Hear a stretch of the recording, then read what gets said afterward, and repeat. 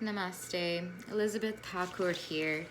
I am coming to actually finish part 2 of the video I recently made on how I became a Hindu. The part 1 will be in the description below, so if you want to go ahead and watch part 1, you can do so, and then watch this video because this will be a continuation of that.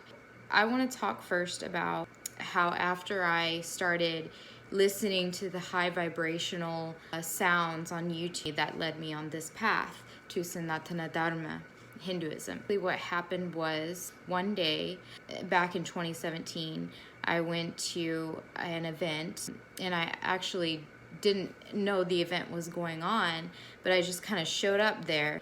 Out of the blue, some of my family invited me there just to see some historical sites.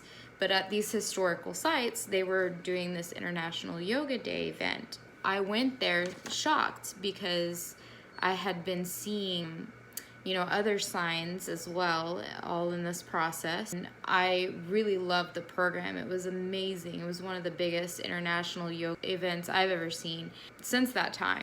I learned a lot from watching it and I was fascinated by it. So after that, other things started happening. I went to an Indian restaurant one day. It was Lord Ganesha's birthday, or Lord Ganesha's Chaturthi.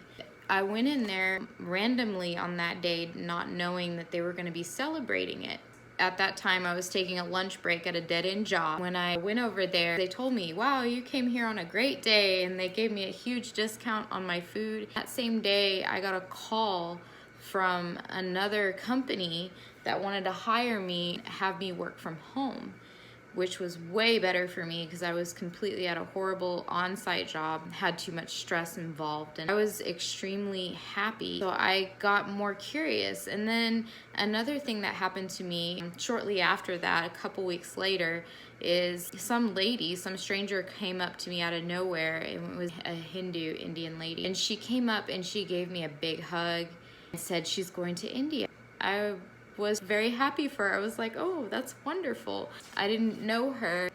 That was very strange for me to happen randomly like that. The next thing that happened to me was my boss's boss at the new company I was working at, who didn't even know me, never spoke with me before, started chatting with me all of a sudden. She asked me, hi, how are you? Nice to meet you. And I'm like, I'm fine, I'm good, how are you? And I don't know why she started talking to me. There was no reason for her to.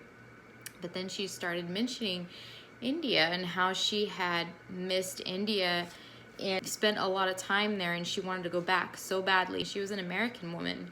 I just got chills because never have I ever met this lady. I don't understand. She sent a chat message to me when there's so many other people in the company that she could be talking to, started talking to me randomly about this. And then finally, the last thing that happened to me was there was a Buddhist temple that was built down the street from where I live. It was like pretty far away.